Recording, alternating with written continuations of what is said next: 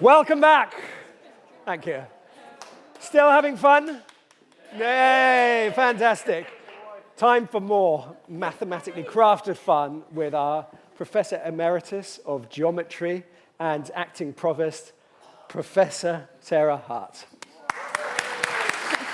I'll go this way.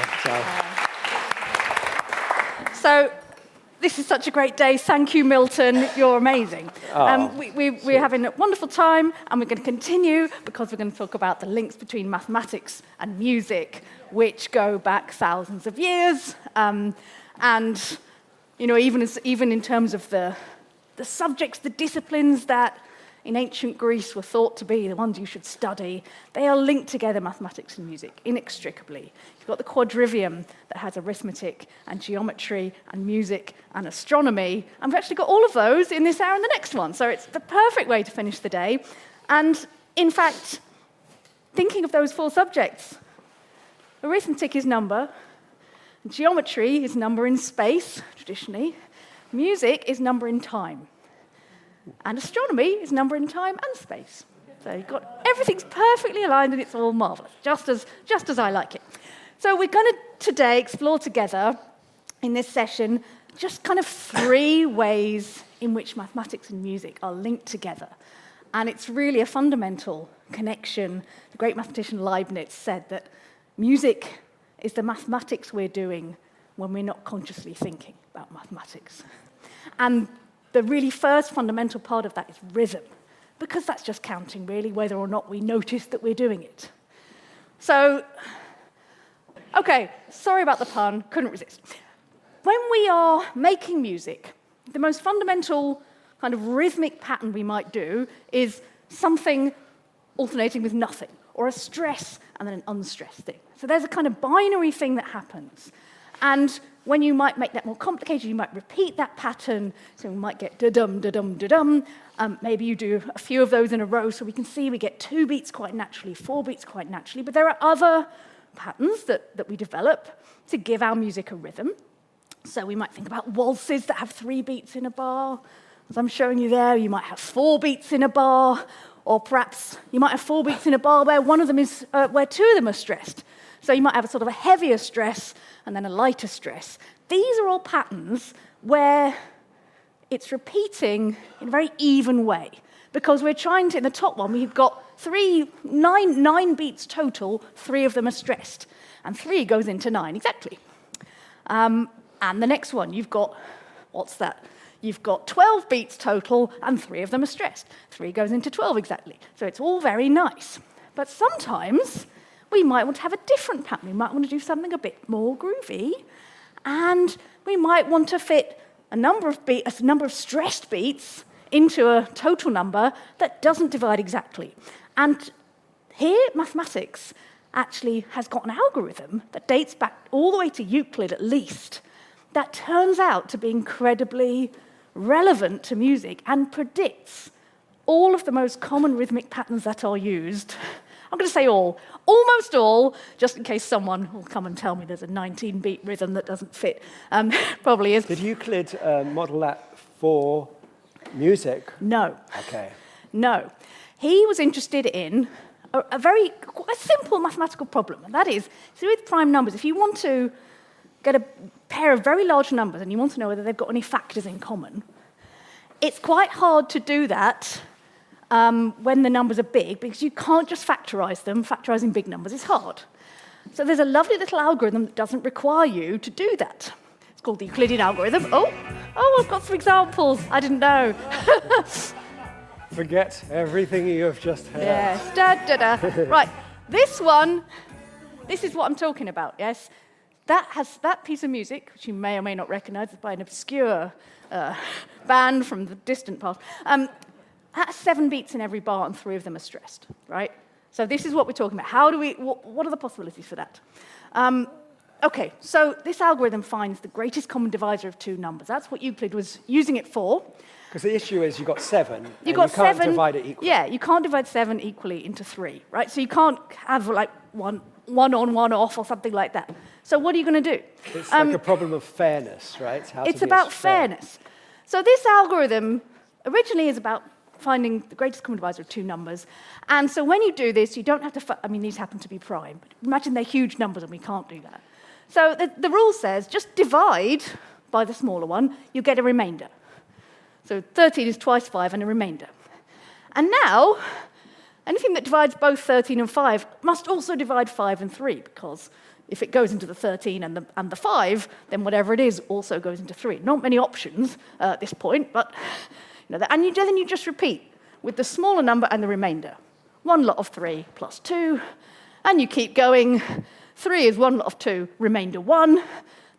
2 is 2 is twice 1. Hooray! You've got a common factor. And you then can work all the way back up. Tells you that the greatest common divisor of 5 and 13 is 1. They're co-prime. So we knew that. But if they're very, very large numbers, this is extremely good algorithm that is still used to work out these things. OK, so you can pictorially see what's happening, and you'll see why I'm doing this. Here's your 13. You can make it into 2 lots of 5 and a remainder of 3. To emphasize the 5-ness, here that is. Now you've got 5 and a 3. So now you can put those 3 there. So now I've got there's a 3 and a remainder 2.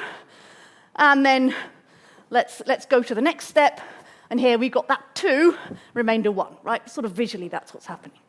Now, fast forward a couple of thousand years, and there's a different kind of process that we need to try and have an even division even when the numbers don't exactly divide. And it's to do with sending pulses of neutrons when you're doing nuclear physics. And you don't want all of those pulses of energy to happen bunched up together, because too much energy in your accelerator can cause problems. So we don't want that. So Bjorklund came up with this algorithm, which is basically the Euclidean algorithm, but remembering some numbers. You got 5 and 13 again. There's your 13, but I'm just going to highlight the 5 in blue. And you do the thing I've just done, which I won't go over again, and you end up with this kind of thing at the bottom. But now we've sort of remembered what were the 5. We've remembered 5 special counters there. And then you just go down the columns, and you get this pattern. And that, mathematically, you can prove, that is as evenly spaced as possible if the numbers don't exactly go. So now, a chap called Toussaint thought, I wonder if spreading things out as evenly as possible might be something that happens in music. So he applied this algorithm, which comes from the Euclidean one, to music and said, what rhythms does this predict? And now we've got the blue things are the stressed beats, so you've got 1, 2, 3, 1, 2, 1, 2, 3, 1, 2, 1, 2, 3, right? That's 5 things as evenly divided into 13 as is mathematically possible. So let's see. So these Euclidean rhythms divide k stressed beats out of n beats total as evenly as possible. There will be a test at the end. Yeah, you can test. Before you can have any more wine, you have to divide 27 beats into 38. So, for example, 3 out of 8. What does the algorithm predict? It predicts this. Yeah. 1, 2, 3, 1, 2, 3, 1, 2. Right? Now, some of you in the room will recognize that pattern. It's called a tresillo beat. Here it is. That's why I was playing piazzolo before. 1, 2, 3, 1, 2, 1, 2, 3, 1, 2, 3, 1, 2, 1, 2, 3, 1, 2, 3, 1. Lovely, lovely, lovely. There are loads of other examples. There are thousands across the world. Bajillions of other examples. That's a mathematical, technical word, bajillions. I think I might put one. Quite a popular song. Bit faster. 1, 2, 3, 1, 2, 3, 1, 2, 1, 2, 3, 1, 2, 3, 1, 2, 1, 2, 3, 1, 2, 3, 1, 2, and so on. Okay, so that's enough of him. We should play all the examples. Yeah. So in the break, you might have heard one of the examples. Which one comes first? Let's see. Yes. Holst. 1, 2, 3, 1, 2. That's 2 beats in 5. 1, 2, 1, 2, 3, 1, 2. Another one? Yep. Yeah. 1, 3, 1, 2, 1, 2, 3, 1, 2, 1, 2, 1. Marvelous. That's really, though, because it's the Morse code for M and I for Mission Impossible. Yeah. Right? Did you know that? Oh, sorry, we'll talk about it later. There's another Morse code theme tune. Unsquare dance. 1, 2, 1, 2, 1, 2, 3. 2, 1, 2, 3. Yep. 1, 2, 3. Right. So And I will pass to Milton for the nearly Euclidean distribution. Yeah, so this is remarkable. And what's amazing is it touches on what Morton was talking about earlier, because Euclidean rhythms, especially when they don't fit perfectly even, tend to be on that sweet spot of predictability and chaos. Yes, just perfect. And there is practical solutions, because if you want to play a cycle fast, you want the notes as far apart as possible, right? So you want those gaps. And also, it kind of guarantees that your starting position sounds interesting, whatever one you start on. It creates sort of uniqueness. There are other ways of thinking about this, and in music there's something which I call near Euclidean, which is like when you're dealing out cards, where it's fair as much as it can be, and some people have one less than others. And we find them in music too. For example, you could hear Mission Impossible as 1, 2, 3, 1, 2, 3. Sorry, 1, 2, 3, 1, 2, 3, 1, 2, 1, 2, 1, 2, 3, 1, 2, 3, 1, 2, 1, 2, which isn't strictly Euclidean, but I think is the case. But here's some examples, and it's remarkable. I've got in my rhythm lecture, I've got many of these, but here's a couple. You can just take 16 cards and deal them out to 10 people, and you'll get a piece of music.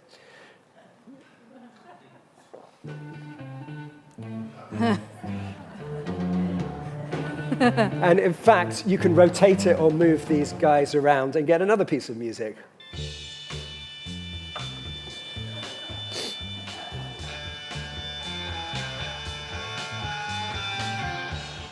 Um, 6 and 10. I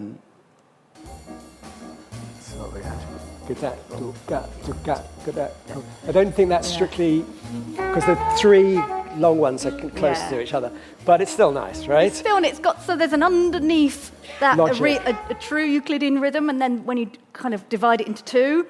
And not only that, Euclidean rhythms can be cycled, because they can be cycled, They can be cycled, they can be inverted, which we might get onto.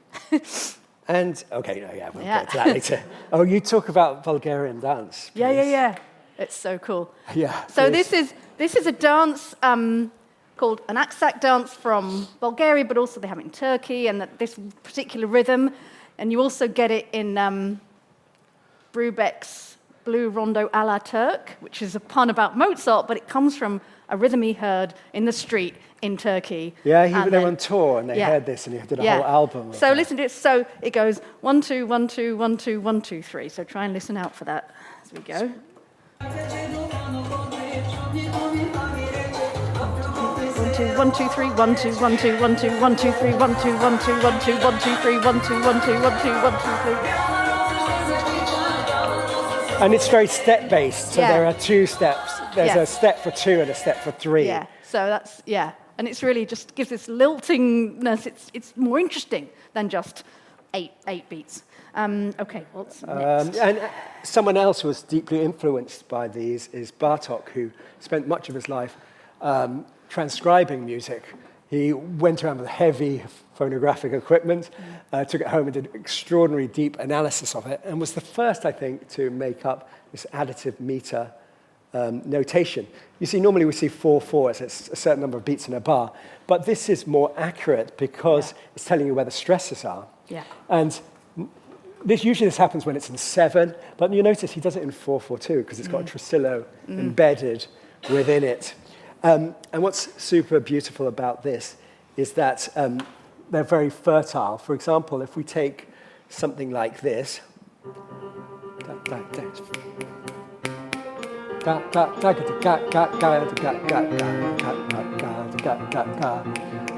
we can find a new Euclidean rhythm by inverting it, ons and offs. It will guarantee that it's now that was 3 and 7, so now this is 4 and 7. And so the black notes become another rhythm, which is something like this. There you go. We can count the stresses here, but what they do is do what's like a backbeat in this new form. So the double bass or the clapping, both of you give. If you want to know how complicated this gets, very. Throw them up in the air. Bulgarian dance is extraordinary, and this is quite a long one. So this is, you've got 35 cards, 15 people playing. So we could do it evenly and we can move them around, but it's still, what should we call that? We should invent it now since we're here. Are they pseudo-Euclidean or Euclidean distributions? Ones that are not in the right order, but are the right... Permuted Euclidean. Yeah, Hartian Euclidean rhythms. So 15 and 35, we'll deal them out, and we get this, which, if there's a group of 3, 3, 2, 2, 3. So we have dagata gagata gat gat dagata gat gat dagata dat dat dat dat dagata gat gat. In fact, it sounds quite syllabic, doesn't it, like language? Yeah. So let's see if you can hear it as this goes by, and then we'll all dance. So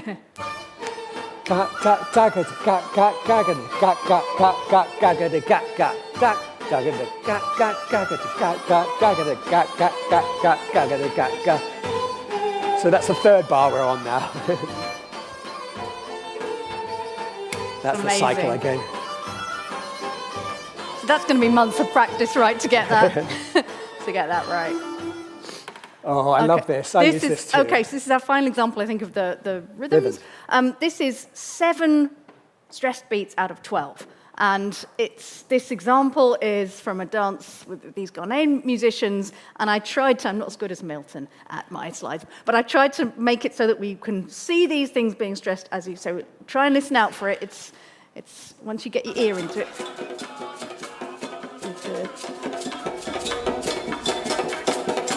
So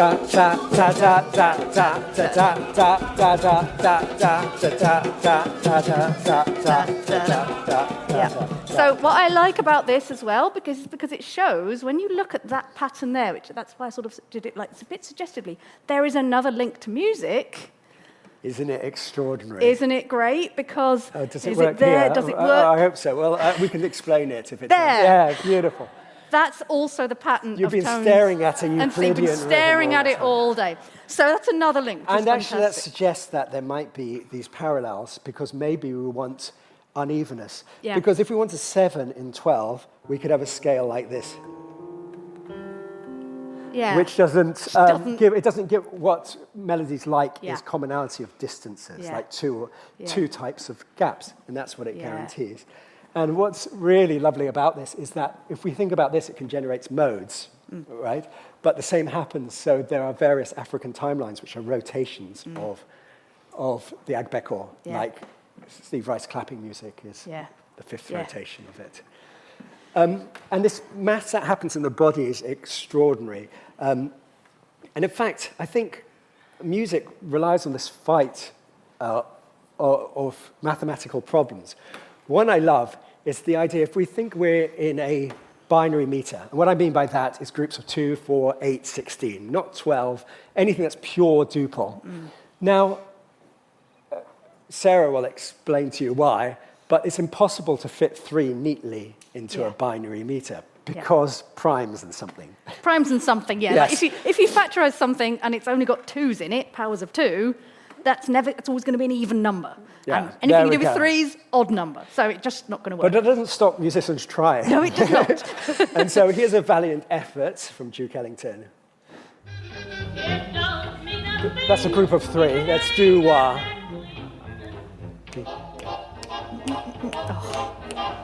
and they give up. They just kind of lay it on the top. A nicer way to see this is in a circle, trying to fit 3 into that circle.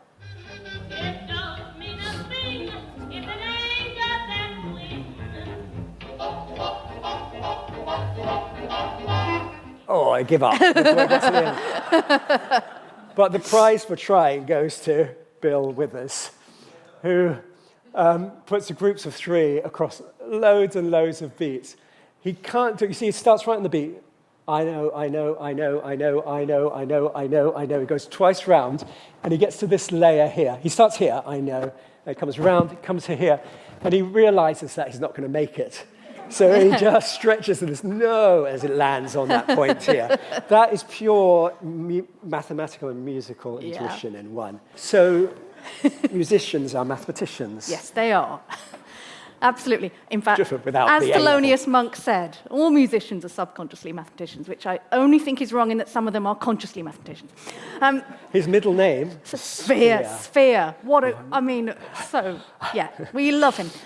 Okay, so we're going to move on now for the last part of our little chat to think about ways in which we can bring, sometimes consciously, sometimes not, mathematical ideas into composition, right? Because we've got our rhythms, we've got some nice sounds together, but what are we actually going to write with these rhythms? So what you're seeing here is part of a score. Our predecessors. So the year I was born was the same year that Xenakis became Gresham Professor of Music. So Milton's predecessor in his role. No pressure. And yeah, no pressure. It's all good. Well, you're more than rising to the challenge. And he had training as an architect. He'd done some mathematics and some music. And actually, he studied under Messiaen, who said to him, "You've got so many advantages. You're Greek. You've studied architecture. You've studied mathematics. Use that in your music." Right? 2 out of 3. So cool. So this is him doing that. He's using the mathematics of what are called ruled surfaces, which I used to do that in my exercise book. Yeah, we've all perhaps done this, where you draw these straight lines and it appears to give you a curve.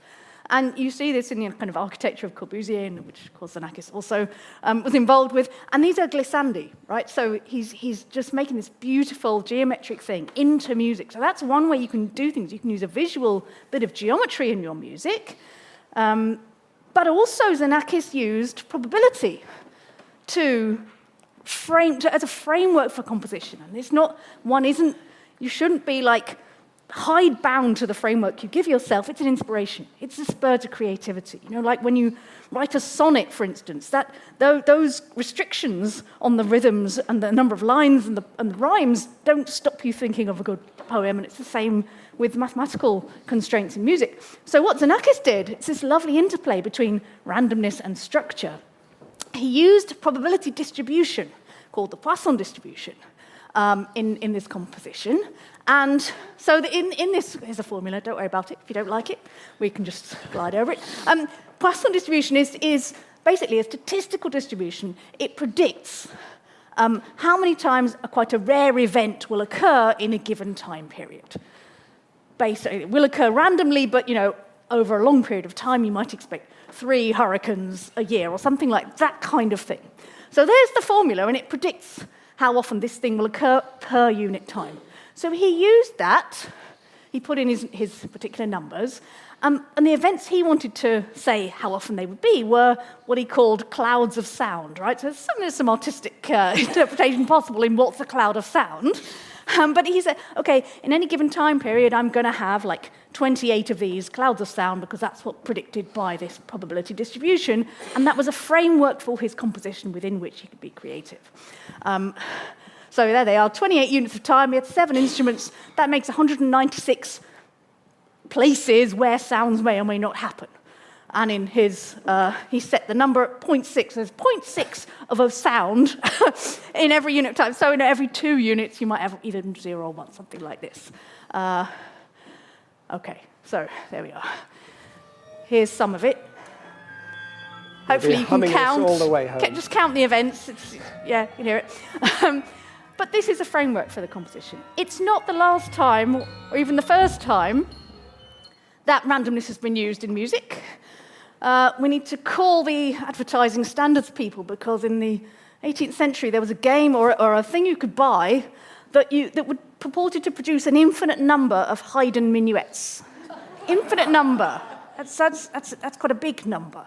We're going to complain about that. So what it was, everyone can do this. You can have infinitely many Haydn minuets. About 1790. And so there were 16, you would get a 16-bar minuet, very nice. And what you would do, there were 6 options for each bar. And you roll a die. Gives you a number. So that's your option that you put in. And you roll the die for every bar, and then you get this thing out that's, no one else has ever played this wonderful Haydn. I don't know if Haydn was actually involved in this. No, and it was a tribute to Mozart as well. I think there was a lot of... So it's possibly a bit dodgy. Okay, my complaint with this is it's not infinite. It's a big number, but it's not infinite. 6 to the 16 or 6? There you go, exactly. 6 to the power 16, because there's 6 choices for every bar. And actually, it's a bit less than that even. It's even worse, because there's only a few final bars, because, you have to resolve it. There's only a few 8th bars. So it's all a big lie. Isn't it? It's big, Big? I mean, come on. We've got an astronomer next, Milton. We big- can't say 6 to the power 16 is big. He will laugh us out of court. Because a modest amount of minuets. A few minuets. Okay, so I'll pass over to you now for a different kind of way we can have mathematical structure. There's randomness, and there is the idea of infinity also. Yeah. Once I was accused, I had a critic saying that my music was too repetitive. So I wrote this piece of music which is provably non-repetitive, but sounds like it is. Yeah. And it's basically translated from pi, E and phi. I don't know why I'm asking you, because I didn't write it. I'll just play a little bit of it here, but basically each object, up a little bit, Jeremy. And what's interesting about this is that it will never repeat. And in fact, every pattern you can think of those musical things, of those 10, 0 to 9, will occur at some point in your journey. I've played this in exhibitions for months, but you get people zoned out. It sounds like it's repetitive, but it's quite a fun idea. And it's quite a nice idea to look at music as maths as a source for compositional ideas. So there are sequences that do funny things.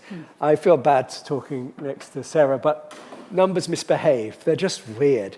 So you might know this pattern where if we take, think of any positive number. If it's even, halve it. If it's odd, triple it and add 1. That's it. So if we start on 1, 1 is odd, triple, add 1 is 4. 4 is even, so we halve it. 2 is even, so we halve it. And we made a little loop, 1, 4, 2, 1, 1, 4, 2, 1. This is known as the Collatz sequence, or wondrous numbers, or hailstone sequence. Why such a beautiful, such grandiose names for such a simple idea? The thing is, numbers do strange things. Sometimes it gets back to 1 very quickly. Other times, it takes a little longer. And some numbers, even quite low ones, take really long time bouncing up in arithmetic space. There's these beautiful representations of them. This is the end loop. And there are a number of ways to go to that end loop. So lovely. And in fact, if we zoom out even further, we get these incredible patterns. In fact, no one has proven that every number will come back to 1. We've proven some things, but the simplest mathematical framework can do this. Look at these lovely viewpoints. Actually, this is my favorite representation because you start getting tree-like growths from this. So I built the Collatz sequencer where you put in one note and it just does this rule. So if we start with 1, this might need to turn up a little bit. That's the 4, 2, 1, 4, 2, 1, 4, 2, 1, 4, 2, 1. Let's add 3. And we'll get a more complex pattern. I like that one. We'll hear it again. Now let's try 7.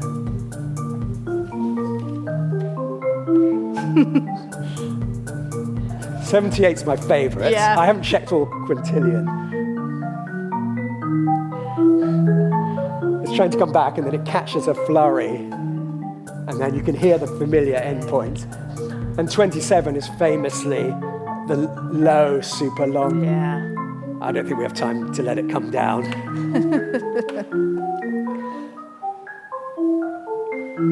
Or shall we wait? Wait. Yeah. Wait. Let's see how long it takes. Come on. Come on, come back down. Now you can We're getting close. come on. There we go. Yay. Brilliant.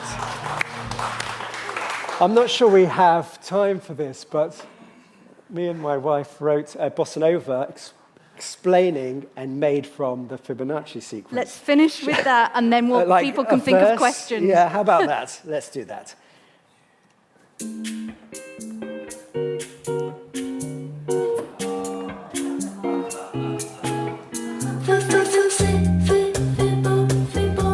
Fibonacci series.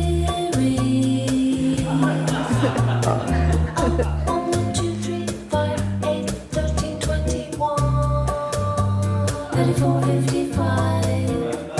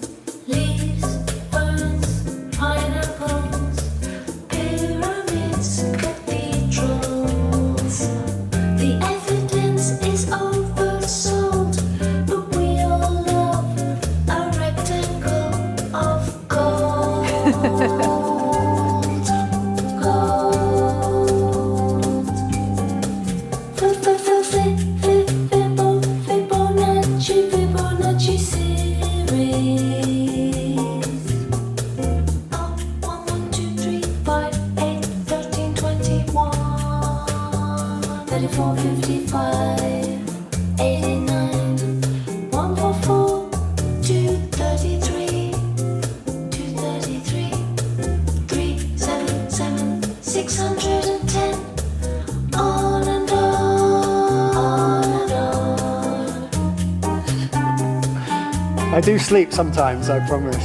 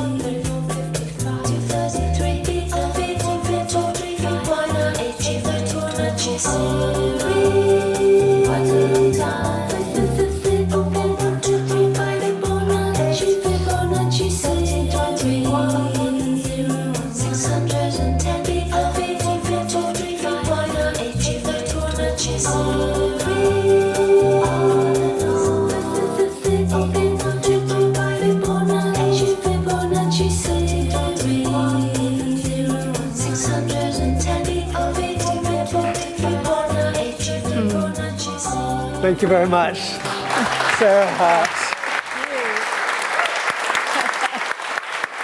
Quite sweet, actually. Oh, well done. Questions, please. Right. Oh, straight away. Yeah. I have two questions. First of all, is that on YouTube? Because I want it. Yes, it is. Second question, has there been any work on analysing the mathematical structure of JS Bach's A Musical Offering? Yes. Right, okay. I just need to know where to find it. The thing that's interesting about the maths of music as well is that I feel that all music is inherently mathematical. We are doing calculations as it's happening. And in fact, what we think of mathematical music is actually the simplest maths because it's got like... Counting. It's adding and things and multiplying. When we say, oh, that composer is very mathematical, it's that their mathematics is very overt. But as we heard with Nina Simone, there's mathematics there, but it's organic and felt and hidden. So, but as for musical offering, if you see my Bach collection, there's some beautiful musical geometric structures about, because he takes that theme, and you can think of that theme as a topography, right? So you've got this shape. So what does he do with that theme? Sometimes he displaces it against himself, so you can rotate it, or he inverts it, or inverts and displaces, or adds another one. Rotate, so all translate, of these augment, all of that. Yeah. So geometry, exactly. Yeah, absolutely. But there's Good questions. Just thinking about Le Corbusier using the Fibonacci series in terms of proportions of things. Yeah, the modular. And this music. So if you play things like that in a Le Corbusier space, which has the same mathematical underpinning, do you get curious resonant frequencies or things that go on?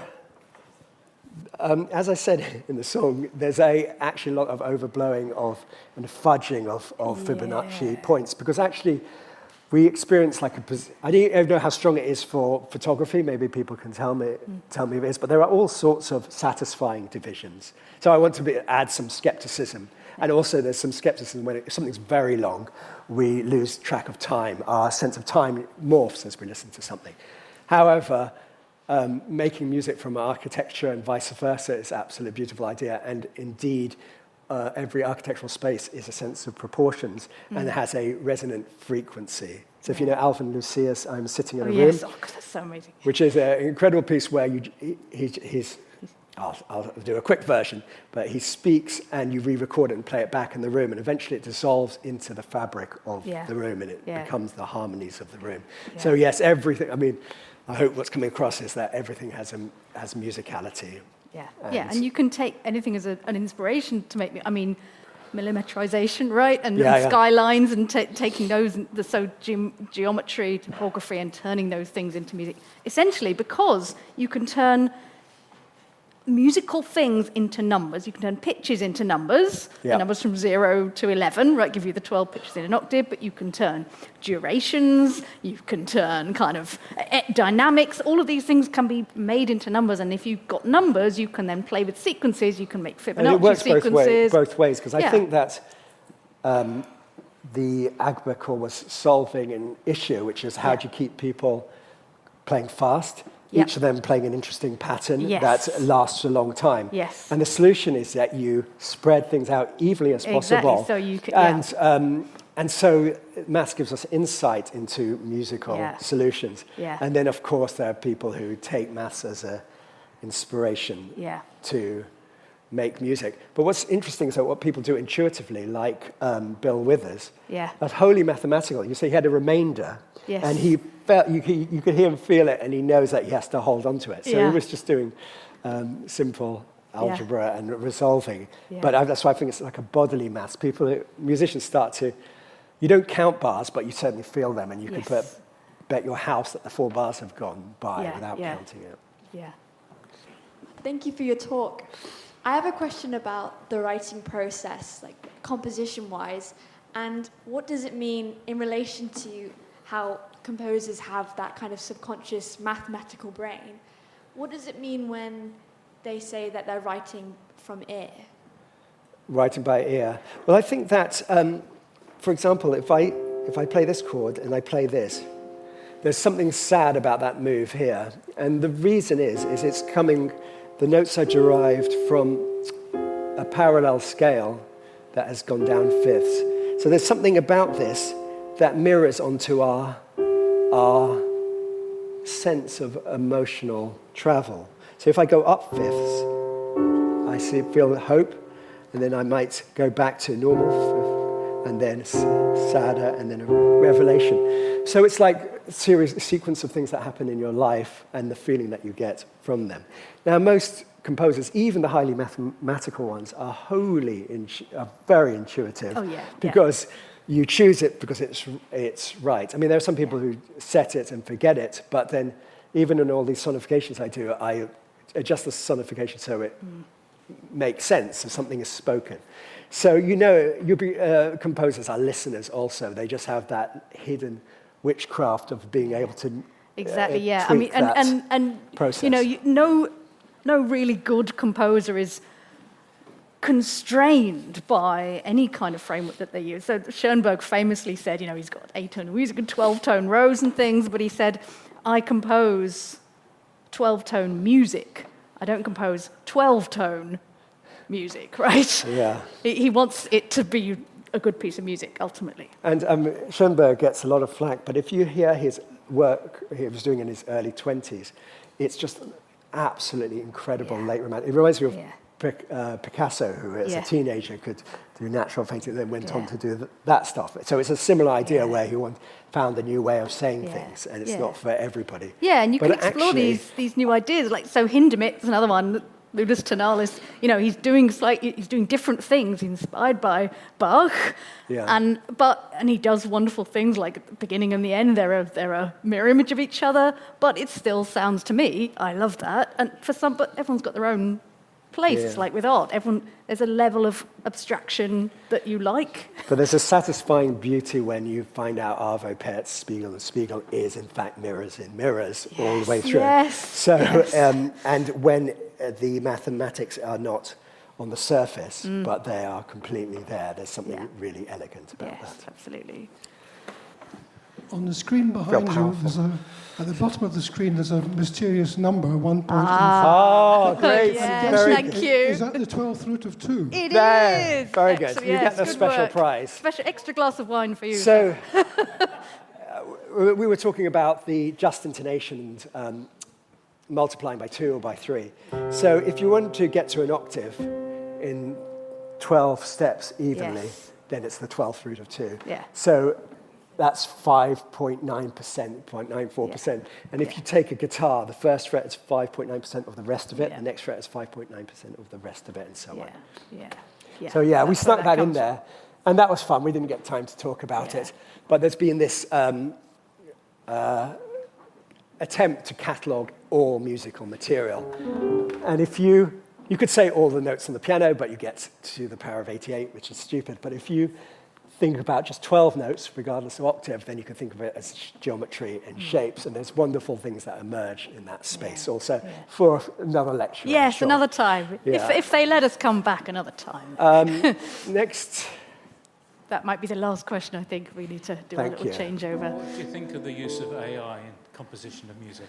And We is had it that going to- earlier, but I'll ask you that because I answered it earlier. AI in composition or in anything, Yeah, I mean, for or me... in student work. Yes. For me, AI at the moment, who knows about 5 years from now, what it's very good at is pastiche.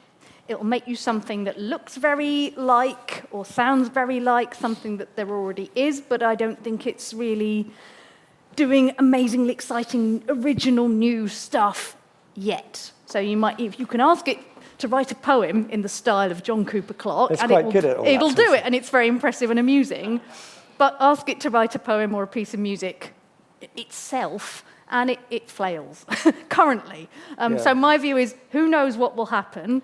But there's still a space for musicians. What's interesting, I mean, I'm more optimistic, and there are some beautiful things that it produces in concept and so on.